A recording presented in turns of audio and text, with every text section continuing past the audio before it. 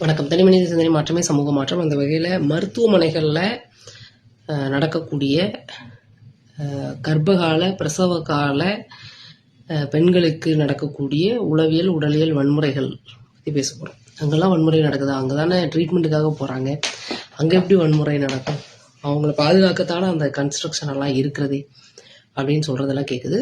But ஆனாலும் அதுக்கு நிறைய ரீசன்ஸ் சொல்லப்படுது. பட் முதல்ல வரக்கூடிய மருத்துவ பயனாளர்களுடைய ரைட்ஸை மருத்துவ பணியாளர்கள் மனப்பாடம் பண்ணி வச்சுக்கணும். இந்த சமூகத்தினுடைய ஏற்றத்தாழ்வு இருக்குல்ல, அது எல்லா துறைகளுக்குள்ளேயும் இருக்குது.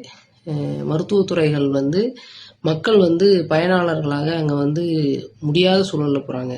கர்ப்ப காலமாகட்டும், பிரசவ காலமாகட்டும், நோயாளிகளாக இருக்கும்போது உடல் நலிவுற்று, பொருளாதாரம் நலிவுற்று, அந்த மாதிரியான ஒரு இக்கட்டான சூழலில் தான் உள்ளே போகிறாங்க. உள்ளே வரக்கூடிய அவங்களுடைய சொத்து தான் அந்த மருத்துவமனைகளும், அவங்க கொடுக்குற வரி பணத்தில் வாங்குகிற சம்பளம் தான் எல்லா கவர்மெண்ட் செக்டார்ஸில் இருக்கக்கூடிய எம்ப்ளாயீஸுடைய சம்பளமும். அடுத்து அது எப்படி சுற்றி பார்த்தீங்கன்னாலும் மக்கள் தான் அதில் ஓனர்ஷிப் மக்களோட ஓனர்ஷிப் தான். மக்கள் தான் எல்லா அரசு சொத்துக்களுடைய மன்னர்கள். அடுத்தது கார்ப்பரேட் ஹாஸ்பிட்டல்ஸ், அதை எடுத்துக்கிட்டாலும் இப்போது மருத்துவ பயனாளர்கள், அவங்க நோயாளிகள்ங்கிற வார்த்தையை தமிழ்நாட்டில் மாற்றிருக்காங்க, அதனால நானும் அதை பயன்படுத்துகிறேன். ஸோ மருத்துவ பயனாளர்கள் வரல அப்படின்னா கார்ப்பரேட் மருத்துவமனை எவ்வளோ பெரிய மருத்துவமனையாக இருந்தாலும் அது வேஸ்ட்டு தான். அதுக்கான அவங்ககிட்ட இருந்து தான் நீங்களும் பணம் அப்படி தான் ரன் ஆகுது. மருத்துவமனை ரன் ஆகிறதுக்கு காரணம் அவங்களா தான் இருக்காங்க. ஸோ இப்போது பிரசவ காலத்தில் உளவியல் உடலியல் வன்முறைகள் நடக்குது அப்படிங்கிறது ஒரு சாப்டர், அதுதான் பேச போகிறோம். முதல்ல மருத்துவ பயனாளர்களுடைய ரைட்ஸ் பற்றி பேசிடலாம். யார் உள்ளே வந்தாலும், மருத்துவமனைக்குள்ளே யார் வந்தாலும் அவங்களுக்கு அவங்க எங்கே போய் யாரை பார்க்கணும் அப்படின்னு கேட்டு தெரிஞ்சுக்கிறதுக்கான உரிமை இருக்குது. உள்ளே என்ட்ரானோடனே ஓரியன்டேஷன் கேட்பாங்கல்ல, எந்த டாக்டர் இருக்காங்க, யாரை பார்க்கணும் அப்படின்னு தெரியாமல் நிற்பாங்க இல்லையா. ஒரு சீட்டு போடுறது, உள்ளே போகிறது, இதெல்லாம் தெரியாமல் இருக்கக்கூடியவங்களுக்கு அதை கேட்டு தெரிஞ்சுக்கிறதுக்கான உரிமை இருக்குது. அது சொல்ல வேண்டிய கடமை மருத்துவ பணியாளர்களுக்கு இருக்குது. அடுத்தது எந்த மருத்துவரை பார்க்குறவங்கிற மருத்துவரோட பேர் தெரிஞ்சுக்கிறதுக்கான உரிமை அவங்களுக்கு இருக்குது. அடுத்து மருத்துவர்கள் என்ன சிகிச்சை கொடுக்குறாங்க, அவருக்கு என்ன நோய் இருக்குதுன்னு தெரிஞ்சுக்கிறதுக்கான உரிமை இருக்குது. அவர் என்ன பரிசோதனை செய்ய சொல்கிறீங்க அப்படிங்கிறது தெரிஞ்சுக்கிறதுக்கான உரிமை இருக்குது. அந்த பரிசோதனையோட முடிவுகளை தெரிந்து கொள்வதற்கான உரிமை இருக்குது. நான் என்ன சொன்னாலும் அவருக்கு தெரியாது, அவருக்கு புரியாது அப்படின்னா அவங்களுக்கு புரிகிற அளவுக்கு சொல்கிறதுக்கான சொல்ல வேண்டிய கடமை எல்லாருக்குமே இருக்குது. அடுத்தது ஒருத்தர் சொல்லி புரியலன்னா இன்னும் ஒரு நர்ஸ் கிட்ட எக்ஸ்பிளைன் பண்ண வைக்கலாம். இனி ஒரு மருத்துவ பணியாளர்கள் இல்லை அவங்க ரிலேட்டிவ்ஸ் யாரையாவது மூலமாக எக்ஸ்பிளைன் பண்ணலாம். ஆனால் கண்டிப்பாக அவங்க கேட்டு தெரிஞ்சிருக்கிறதுக்கான உரிமை அவங்களுக்கு இருக்குது. என்ன சிகிச்சை வழங்கப்பட போகுது அப்படின்னு தெரிஞ்சுக்கிறதுக்கான உரிமை இருக்குது. ஒரு ஆப்ரேஷன் பண்ண போகிறாங்கன்னா என்ன ஆப்ரேஷன், எவ்வளோ நேரம் பண்ணுவாங்க, அது மூலமாக அவங்களுக்கு கிடைக்க போகிற பெனிஃபிட் என்னன்னு தெரிஞ்சுக்கிறதுக்கான உரிமை அவங்களுக்கு இருக்குது. ஸோ இது மாதிரி இந்த உரிமைகள்லாம் இருக்குது. இன்னும் அவங்க கண்ணியமாக நடத்தப்படுவது அப்படிங்கிறத உறுதிப்படுத்த வேண்டிய கடமை மருத்துவ பணியாளர்களுக்கு இருக்குது. அவங்க கண்ணியத்துக்கான ரைட்ஸ் அவங்களுக்கு இருக்குது. அவங்களோட ப்ரைவசி, மெடிக்கல் ரெக்கார்ட்ஸ் ப்ரைவசியாக இருக்கிறதுக்கான உரிமை அவங்களுக்கு இருக்குது. மெடிக்கல் ரெக்கார்ட்ஸ் மட்டும் இல்லை, இப்போ அவங்க ஃபோட்டோஸு, அவங்கக்கிட்ட பேசுகிறது, அவங்கக்கிட்ட டிஸ்கஸ் பண்ணுறது எல்லாமே சீக்ரெட்டாக இருக்கிறதுக்கான அவங்க அனுமதியோட கன்சென்ட்டோட அதான் வெளியில் வர்றதா இருந்தால். ஸோ அந்த மாதிரியான ரைட்ஸ் பேஷண்ட்ஸ்க்கு இருக்குது. அடுத்து ஸோ இந்த எல்லா ரைட்ஸும் இருக்குது. ஸோ அது மாதிரி பில்லு கட்ட போங்க, லேபுக்கு போங்க அப்படின்லாம் சொல்லுவாங்கள்ல. ஸோ அது எங்கே இருக்குது, யாரை பார்க்கணுன்னு தெரிஞ்சுக்கிறதுக்கான உரிமை அவங்களுக்கு இருக்குது. ஒரு ப்ரொசீஜரோட செலவு எவ்வளோ ஆகும்னு தெரிஞ்சுக்கிறதுக்கான உரிமை இருக்குது. கார்ப்பரேட் மருத்துவமனையாக இருந்தால் ஒரு ப்ரொசீஜர் பண்ணுறதுக்கு எவ்வளோ செலவாகுங்கிறத தெரிஞ்சுக்கிறதுக்கான உரிமை இருக்குது. ஸோ இது இல்லாமல் டூரிங் எமர்ஜென்சிஸில் இப்போது ஒரு வயிற்றில் ஒரு ஆப்ரேஷன் பண்ணிகிட்டு இருக்கிறாங்க. டூரிங் ஆப்ரேஷன் குடல் வாழ்வு அழுகிக்கிட்டு இருக்கிற ஸ்டேஜில் இருக்கிறத பார்க்குறாங்க. அப்போது அவங்களோட ரிலேட்டிவ்கிட்ட எமர்ஜென்சி கன்சர்ன் வாங்கி, ஏன்னா பேஷண்ட் மயக்க நிலையில் இருப்பார், அதனால ரிலேட்டிவ்ஸ்கிட்ட கன்சர்ன் வாங்கி பண்ணுறதுக்கான வாய்ப்புகள் இருக்குது. இப்போது ஸ்பைனில் பண்ணுறாங்க அப்படின்னா பேஷண்ட்டுக்கிட்டேயே கூட தெரியப்படுத்தி கன்சர்ன் வாங்கி பண்ணுறதுக்கான இது இருக்குது. அது வந்து பேஷண்ட் டாக்டர்ஸ் ரிலேஷன்ஷிப்புன்னு சொல்லுவோம் இல்லையா.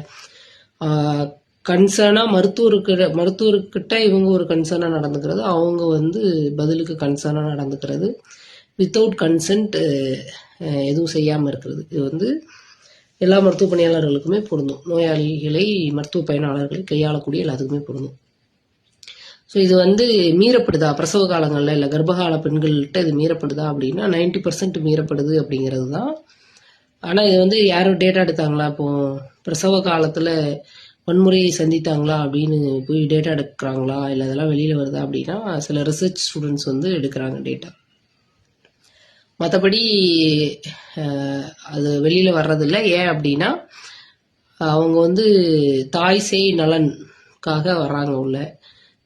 ஏதாவது இவங்க பதிலுக்கு பேசி அது மூலமாக அவங்களோட சிகிச்சையோ இல்லை குழந்தைக்கு ஏதாவது டூரிங் டெலிவரி ஏதாவது பண்ணிடுவாங்களோ அப்படிங்கிற ஒரு பயத்தினால அவங்க வந்து இவங்க எவ்வளோ வெர்பல் அப்யூஸ் நடத்தினாலும் டூரிங் டெலிவரி வந்து எவ்வளோ பெயின்ஃபுல்லான சுச்சுவேஷனில் அன்எக்ஸ்பிளைன்டாக என்ன ப்ரொசீஜரை பண்ணாலும் அது வந்து அவங்க அப்யூசலுக்கு உட்படுத்தப்பட்டதோடைய தாக்கம், உளவியல் தாக்கம் வந்து அவங்க கிராமங்களுக்குள்ளே திரும்ப வரும்போது நான் பெருசீவ் பண்ணும்போது நான் சந்திச்சிருக்கேன். அவங்க உளவியல் தாக்கத்தோடு தான் வர்றாங்க. இல்லை பயப்படுற சூழல்லாம் இருக்குது. சில பெண்களெல்லாம் பிரசவகால வன்முறையில் ஒரு 10 வருஷமாக அவங்க மருத்துவமனைக்கு போனதே கிடையாது. அதுக்கப்புறம் ஒரு ஒயிட் கலர் ட்ரெஸ்ஸோடு நான் போய் ஒரு டேட்டா எடுக்கிறதுக்காக போனப்போ ஒரு பொண்ணு வந்து வீட்டை விட்டே வெளியில் வரல.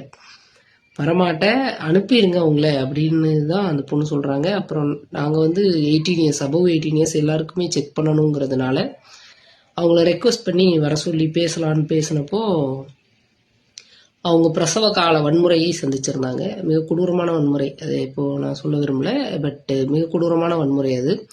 ஸோ அந்த வன்முறைக்கு அப்புறமா அவங்க யாரோடையும் பேசுறதில்ல. இது அந்த ஒரு பொண்ணுக்கு தான் நடந்திருக்கா, இல்லை ஒரு 0.5% அந்த அளவுக்கு கொடூரமாக நடக்கலைன்னா கூட பல பெண்களுக்கு வெர்பல் அப்யூஸும் நடக்குது. ஸோ அப்போ அதை பற்றி பேச வேண்டிய தேவை வந்து இருக்குது. ஏன் பேசுகிறோம் அப்படின்னா அத்துமீறல்கள் நடக்கும்போது அதிகாரமும் இப்போ மருத்துவமனை வந்து மருத்துவ பணியாளர்களோட சொத்து அப்படின்னு கருதுறதுனால உள்ளே வரக்கூடிய மருத்துவ பயனாளர்கள்கிட்ட அவங்க அத்துமீறலுக்குள்ள தைரியம் அவங்களுக்கு வருது. ஸோ அது வந்து மக்களுடைய சொத்து அப்படிங்கிறத சொல்ல வேண்டிய தேவையும், நம்ம வந்து கொஞ்சம் எத்திக்கலாக தான் நடந்துக்கணும். இல்லைன்னா குறைந்தபட்சம் ஒருத்தர்கிட்ட கன்சர்னாக நடந்துக்கிறதும், அவங்க கன்சென்ட் இல்லாமல் எதுவுமே செய்யக்கூடாது அப்படிங்கிறதும் வந்து பேசிக்காக இருக்க வேண்டிய ஒரு காமன் சென்ஸ் அப்படி தான். ஆனால் இந்த கல்ச்சர் பேஸில் அது இல்லை. ஆனால் ப்ரொஃபஷனல் எத்திக்ஸும் நமக்கு அதுதான். ஸோ அதை ஃபாலோ பண்ண வேண்டிய கட்டாயம் வந்து எல்லாருக்குமே இருக்குது. உள்ளே ஒர்க் பண்ணுற எல்லாத்துக்குமே இருக்காங்க. ரொம்ப நல்லவங்களும் நிறைய பேர் இருப்பாங்க, ரொம்ப மனிதநேயம் உள்ளவங்க இருக்காங்க.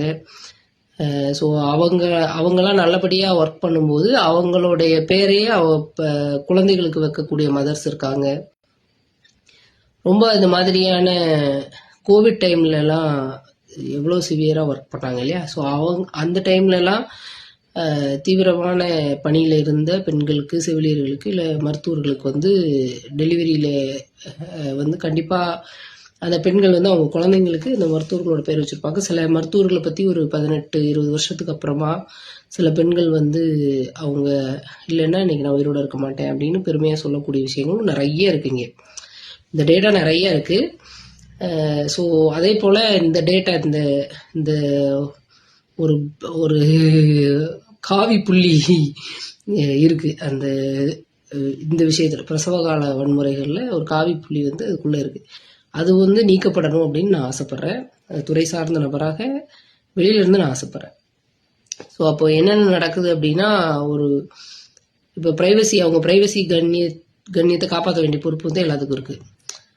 ஆனால் பிரசவ காலத்தில் அந்த பெண்கள் வந்து அவங்களோட ப்ரைவேட் பார்ட்ஸ், அவங்களோட ப்ரைவசியை வந்து அப்படியே மருத்துவர்கள்கிட்ட, மருத்துவ பணியாளர்கள்கிட்ட ஒப்படைக்கிறாங்க. அப்போ அதை எவ்வளோ ப்ரெஷியஸாக, எவ்வளோ கண்ணியமாக காப்பாற்ற வேண்டிய பொறுப்பு இருக்குது அப்படின்னா மற்ற நோயாளிகளை விட, மற்றவங்களை விட இது வந்து இன்னும் ஒரு படி கூடுதலான சென்சிபிளான விஷயம் அப்படிங்கிறத நம்ம அக்செப்ட் பண்ணிக்கணும், அதை ஏற்றுக்கணும், அதை வந்து அப்படி தான் கொண்டு போகணும். அடுத்து இவங்களுக்கு வந்து இப்போ சமீபத்தில் ஒரு தோழர் இன்னைக்கு தான் பார்த்த ஒரு வீடியோ, அவங்களுக்கு கர்ப்ப காலத்தில் போய் பார்க்கும்போது ஸ்கின் ப்ரிப்பரேஷன் பண்ணுவாங்க. ஸோ ப்ரைவேட் பார்ட்டை ஸ்கின் ப்ரிப்பரேஷன் பண்ணுவாங்க, ஹேர் ரிமூவ் பண்ணுவாங்க. ஸோ ஏதாவது ப்ரொசீஜர்ஸ் பண்ண வேண்டியது இருக்குதுன்னா பண்ணுவாங்க. ஸோ அதை வந்து அவங்கக்கிட்ட பெண்கள்கிட்ட எக்ஸ்பிளைன் பண்ணி, பெண் இல்லை ஆண் இல்லை எல்லாருக்குமே, ஆண்களுக்கும் ப்ரைவேட் பார்ட்ஸில் ஏதாவது சர்ஜரி எல்லாம் இருக்குன்னா ஹேர் ரிமூவல் ப்ரொசீஜர் வந்து உண்டு. ஸோ அப்போ அது பண்ணும்போது அவங்களுக்கு எக்ஸ்பிளைன் பண்ணியிருக்கணும், அவங்கக்கிட்ட தகவல் தெரிவிச்சிருக்கணும், அவங்க அதுக்கு கன்சர்ன் கொடுக்கணும். அவங்களுக்கு அது ரொம்ப சென்சிபிளான ஒரு விஷயம். அதுக்கு அந்த அவங்கக்கிட்ட எதுவுமே சொல்லாமல் வா படு பிளேடு வாங்கு காலவெறி இப்படி தான் சொல்லி பண்ணியிருக்காங்க. இது வந்து சகஜமாக பண்ணுறாங்க, இப்படி தான் நடக்குதுங்கிறது வந்து முழுக்க முழுக்க உண்மையான தகவல் தான் அது அவங்க பகிர்றது. ஸோ அப்போ அதை நம்ம அப்போஸ் பண்ணுறோம். அது அப்படி பண்ணக்கூடாது. அது ஒரு ப்ரொசீஜரு, அது ஒரு நர்சிங் ப்ரொசீஜர். அதை பண்ணுறவங்க ஹெல்த் கேர் அசிஸ்டன்ஸாக இருக்கலாம், இல்லை அங்கே ஒர்க் பண்ணுற நர்சஸ் இல்லாத பிற பணியாளர்களாக கூட இருக்கலாம். ஆனால் கண்டிப்பாக எக்ஸ்பிளைன் பண்ணிட்டு தான் பண்ணணும் அப்படிங்கிறது, நான் ப்ரொஃபஷனலிஸ்ட்டாக இருந்தால் அவங்கள எஜுகேட் பண்ணி கண்டிப்பாக எக்ஸ்பிளைன் பண்ணிட்டு தான் பண்ண வைக்கணும். அடுத்து டூரிங் டெலிவரி அவங்க ரொம்ப வலியில் துடிக்கும்போது இந்த வார்த்தையை வந்து பல மருத்துவமனைகளில் பல மருத்துவர்கள், பல செவிலியர்கள், பல ஆக்சிலரி மிட்வைஃப்ஸ் வந்து யூஸ் பண்ணியிருக்காங்க. சில பேர் பேஷண்ட்ஸ் அடிச்சிருக்கிறாங்க, வழியில் துடிக்கிற பொண்ணுங்களை அடிச்சிருக்காங்க, அன்கோஆப்ரேட்டிவ்னு. அடுத்து ரூடான வார்த்தைகள் பேசுறது, உனக்கு அப்போ வலிக்கலையா அப்படின்னு கேட்குறது, செக்ஷுவாலிட்டி வேர்ட்ஸ் யூஸ் பண்ணி பேசுறது. அண்ட் ஸ்டிச்சு போடும்போது இவங்க வந்து லோக்கல் கொடுக்காம கட் பண்ணுறது, கட் பண்ணும்போது வலி இன்னும் அதிகமாக தான் இருக்கும்.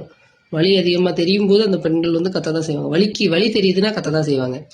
ஒரு நார்மல் டெலிவரி வந்து எந்த ஒரு ஆர்ப்பாட்டமும் இல்லாமல் பண்ணவும் ஒரு நல்ல மருத்துவரால், ஒரு நல்ல டீமால் கண்டிப்பாக முடியும். எந்த வித ஆர்ப்பாட்டமும் எந்த வித இதுவும் இல்லாமல் அமைதியாக பீஸ்ஃபுல்லாக நல்லபடியாக பண்ணவும் முடியும்.